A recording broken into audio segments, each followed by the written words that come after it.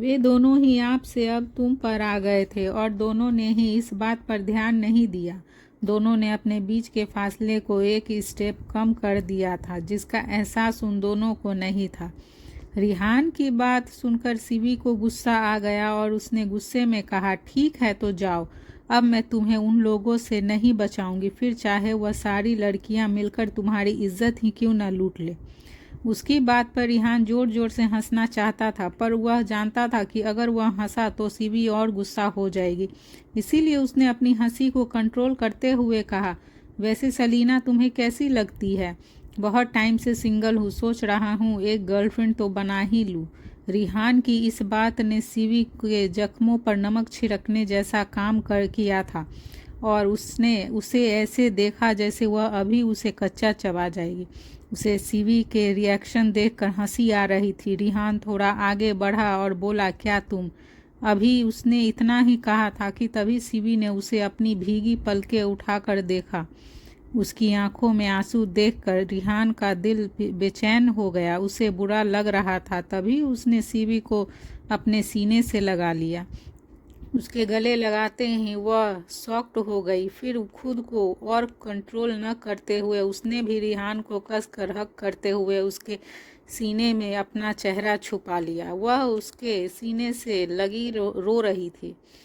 रिहान के सिर को सहलाते हुए उसे शांत कर रहा था कि तभी सीवी ने उसकी चेस्ट पर मुक्के मारते हुए कहा, तुम बहुत बुरे हो, बहुत बुरे। वह सीवी को उसके मन की करने दे रहा था। उसकी स्ट्रांग बॉडी पर उसके मुक्कों का कोई असर नहीं हो रहा था, बल्कि सीवी के ही हाथों में उसे मारने की वजह से दर्द होने लगा था। वह उसे मार मार कर अब थक गई थी। तभी वह सही से खड़ी हुई और उसने तिरछी नज़रों से उसे देखते हुए कहा, तुझे पूरे कॉलेज में सलीना ही मिली है गर्लफ्रेंड बनाने के लिए? उसकी बात का जवाब देते हुए रिहान ने कहा, तो तुम ही बताओ किसे बनाओ? उसके यह बातें ही सीवी ने उसे घूर कर देखा और कहा, इस कॉलेज में बहुत सारी लड़कियां हैं, बहुत सारी। यह कहते उसने मुंह फेर लिया और दूसरी तरफ देखने लगी। तभी रिहान ने उसे कार के साइड मिरर की तरफ इशारा करते हुए कहा, यह कैसी रहेगी? उसके इशारा करने पर उसने मिरर में देखा तो वहां खुद का अक्स देखकर सीवी हैरान और खुश दोनों ही हो गई। तभी उसने रिहान को फिर से हक करते हुए उसके सिर में अपना चेहरा छुपा लिया। उसने भी उसे कसकर अपनी बाहों में भरते हुए पूछा, कब से चल रहा है यह? सीवी ने उसके गले लगे हुए ही कहा, 3 सालों से। रिहान ने चौंकते हुए कहा, क्या? यू मीन टू से तुम 3 साल से, मतलब जब से मैं आया था तब से? तुमने मुझसे बताया क्यों नहीं? सीवी ने गुस्सा करते हुए कहा, हर बात बताई नहीं जाती, कुछ बातें हमें खुद समझनी पड़ती है। रिहान ने उसका चेहरा अपने हाथों में भर लिया और उसकी आंखों में देखते हुए कहा, तुम्हें पता है ना मैं कहाँ से आया हूँ और कैसा हूँ? मैंने कभी इस सब चीज़ों पर ध्यान नहीं दिया, इसीलिए मुझे यह सारी बातें समझ में भी नहीं आती। तभी सीवी ने उसे बीच में रोकते हुए कहा, इसीलिए तो आज तक नहीं बताया। आप हमेशा सरासा फेस बनाकर रहते थे, जब कुछ काम होता था तभी बात करते थे, इसीलिए मैंने आज तक आपसे कुछ नहीं कहा।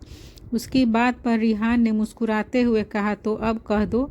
फिर सीवी ने झूठ मूठ का गुस्सा करते हुए कहा, क्या तुम्हें पता नहीं है? लड़कियां नहीं कहती, लड़कों को ही कहना होता है सब। रिहान ने उसे देखा और गहरी सांस लेकर खुद से कहा, उफ, यह लड़कियां और इनका ईगो। फिर वह जैसे ही उसे कुछ कहने को हुआ कि तभी उसका फ़ोन रिंग होने लगा। उसने देखा तो उसे अमन कॉल कर रहा था। उसने रिसीव करते हुए कॉल पर कहा, काम हुआ? कॉल की दूसरी तरफ से अमन ने कहा, 1 घंटे बाद आपकी मीटिंग है उनके साथ।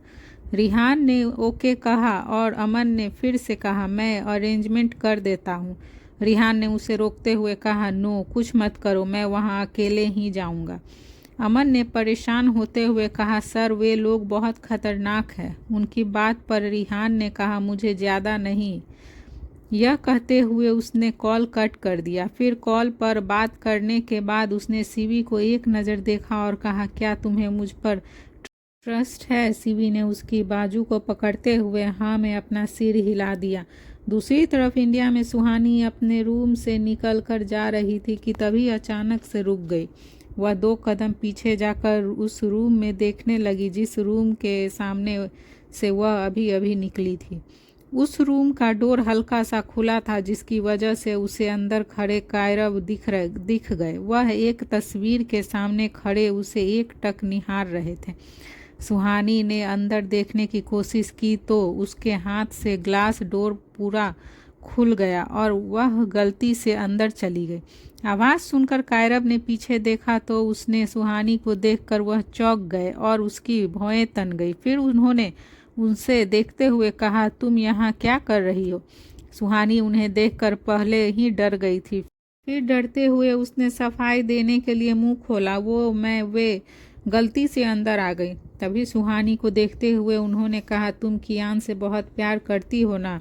देखो। देखते हुए सुहानी ने धीरे से हाँ में सिर हिला दिया। तभी कायरव ने उसे एक तस्वीर दिखाते हुए कहा, यह तुम जानती हो यह कौन है? सुहानी उनके कहने पर तस्वीर वाली लेडीज़ को देखने लगी। वह देखने में बहुत खूबसूरत लग रही थी। उनके तीखे नैन नक्श उनकी सुंदरता का बखान कर रहे थे। तभी सुहानी ने मन ही मन कहा, यह तो बहुत खूबसूरत है। फिर कायरव को देखते हुए उसने न में सिर हिला दिया। कायरव ने उस तस्वीर को देखते हुए आगे कहा, यह कियान की माँ है, मेघना। सुहानी ने जैसे ही यह सुना तो वह तस्वीर को और ध्यान से देखने लगी और तभी उसने नोटिस किया कि कियान की आंखें बिल्कुल उसकी माँ जैसी है। वह समझ गई थी कि कियान को चर्म लुक उनकी माँ से ही मिला था। तभी कायरव की आवाज़ सुनकर वह अपनी सोच से बाहर आई। उसने मेघना की तस्वीर को देखते हुए उसे कहा, पहले मैं तुम्हारी और कियान की शादी के खिलाफ था। मुझे लगा उसने जल्दबाजी में मेरी तरह गलती कर दी, पर जब से तुम आई हो तुमने मेरी सोच को बदल दिया है। तुम्हारा नेचर बिल्कुल मेघना के जैसा है। शायद इसीलिए कियान तुम्हें पसंद करता है। फिर तुमने कियान की बचपन की फ़ोटो को हाथ में लेकर उसे देखते हुए कहा, एक बार अच्छे से झेल समझ लो। सुहानी, कियान को झूठ और धोखे से बहुत नफरत है। तुम कभी उससे झूठ मत बोलना और ना ही उसे कभी धोखा देना। उसका नेचर एक नारियल के जैसा है, ऊपर से कठोर अंदर से सॉफ्ट। वह बिल्कुल अपनी माँ के जैसा है, उसका ख्याल रखता है और उसके लिए सोचता है। वह अपनी सभी जिम्मेदारियां अच्छे से निभाता है। उसकी सारी आदतें मेघना जैसी हैं। वह पूरी मेघना पर गया है। वह अपनी बात पूरी करके चुप हो गए तो वहीं सुहानी ने फील किया कि कायरव आज भी मेघना से उतना ही प्यार करते हैं। उसे बहुत अच्छा लगा था यह सब जानकर। कियान का स्वभाव नारियल जैसा है, यह बात तो अब तक वह भी समझ गई थी उसके साथ रहकर। फिर उसने झिझकते हुए कायरव की तरफ देखकर कहा, आपके और उनके बीच इतनी दूरियां कैसे आ गई? सुहानी के सवाल पर कायरव ने कियान की बचपन की फ़ोटो को वापस से उसी जगह रखते हुए कहा, जब मैंने शिवन्या से दूसरी शादी की। सुहानी ने यह सुनकर फिर से सवाल किया, आप तो आज भी माँ से इतना प्यार करते हैं, फिर आपने दूसरी शादी क्यों की?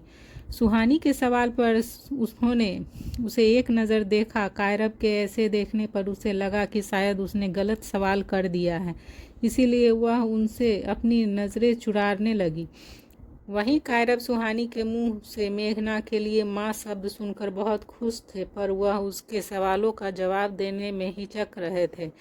उन्होंने मेघना की तस्वीर को देखते हुए कहा, यह समझ लो कि मुझे एक गलती हो गई और उस गलती को ठीक करने के लिए मुझे शिवन्या से शादी करनी पड़ी।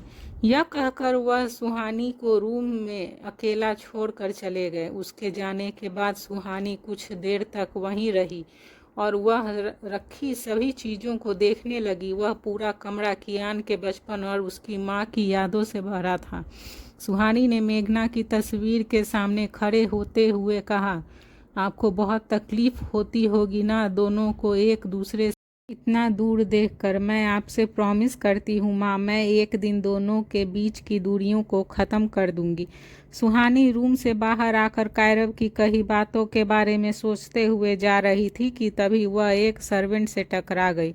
वह सर्वेंट बार बार उससे माफ़ी मांगने लगी। सुहानी ने उसे माफ़ी मांगने से रोका और कहा, गलती मेरी है, आप क्यों माफ़ी मांग रही है। वही सर्वेंट फिर भी उनसे माफ़ी मांगती रही। तभी सुहानी को कुछ याद आया और उससे सर्वेंट से पूछा, आज किसे मेंशन से बाहर निकाला गया है। सुहानी के ऐसे डायरेक्ट सवाल पर उन सर्वेंट ने झिझकते हुए कहा, सनी सीना मैडम को उन्होंने आपके साथ मिसबिहेव किया था ना, इसीलिए सर ने उन्हें बाहर निकाल दिया।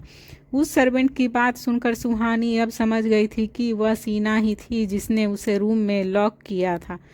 उसने खींचते हुए खुद से कहा, इन सबको मेरे ही पति से प्यार क्यों हो जाता है, अब क्या मैं उन्हें रूम में लॉक करके रखूं। यह कहकर वह पैर पटकते हुए वापस अपने रूम में चली गई। रूम में जाते ही उसने देखा कि कियान किसी से कॉल पर बात कर रहा था और उसका चेहरा हमेशा की तरह एक्सप्रेशनलेस था। सुहानी ने उसे देखते हुए खुद से कहा, क्या यह राक्षस कभी स्माइल भी नहीं करेंगे। ये थकते नहीं हैं क्या, सारा दिन एक ही एक्सप्रेशन में घूमते रहते हैं। अभी वह उन्हें मन में ही मन कोस रही थी कि तभी कियान ने कॉल कट करते हुए उसकी तरफ देखते हुए कहा, रेडी हो जाओ, हम अभी जा रहे हैं। उसकी बात पर सुहानी ने चौंकते हुए कहा, पर तभी उसे बीच में रोकते हुए कियान ने कहा, 10 मिनट है तुम्हारे पास। यह सुनकर उसने मुंह बनाकर उसे देखा और शावर लेने चली गई। वहीं दूसरी तरफ कैलिफोर्निया में सीवी को घर छोड़ने के बाद रिहान राघव से मिलने चला गया था। वह जिस एड्रेस पर आया था वहां एक फार्म हाउस था। उसने फार्म हाउस को ध्यान से देखा। फार्म हाउस के चारों तरफ गार्ड थे, उसके हाथों में राइफल थी, पर रिहान अकेला ही वहां राघव से मिलने आया था। इसी से उसकी स्ट्रेंथ का अंदाज़ा लगाया जा सकता था। वह जब अंदर गया तो राघव के गार्ड्स ने उसे अच्छे से चेक किया और उसकी गन भी उनसे रख ली। रिहान लिविंग रूम में कुछ गार्ड्स के साथ जाकर बैठ गया और राघव का वेट करने लगा। रिहान जो कुछ और सोच के साथ आया था, वह नहीं जानता था कि सब उसके प्लान के अपोजिट होने वाला है। दूसरी तरफ राघव अपने विला में बैठा बड़ी सी स्क्रीन पर रिहान को देख रहा था और उसे देखकर मुस्कुरा रहा था। फिर उसने मुस्कुराते हुए कहा, आज कियान का एक हाथ कट ही जाएगा। वहीं दूसरी तरफ इंडिया में रेडी होने के बाद कियान और सुहानी अधिराज ओबरॉय से मिलने गए और उसने मिलने के बाद वे दोनों वापस से मुंबई के लिए निकल गए। उन्होंने लगभग आधा रास्ता तय कर ही लिया था कि तभी कियान का फ़ोन रिंग हुआ। उसने देखा तो कॉल उसके इन्फॉर्मर की थी, वही इन्फॉर्मर जो राघव का आदमी बनकर उसके साथ काम कर रहा था, पर वह असल में कियान का आदमी था। कियान ने कॉल रिसीव किया और दूसरी तरफ से बोल रहे इन्फॉर्मर की बात सुनने लगा। उसकी बात सुनते ही उसकी पकड़ अपने फ़ोन पर कस गई।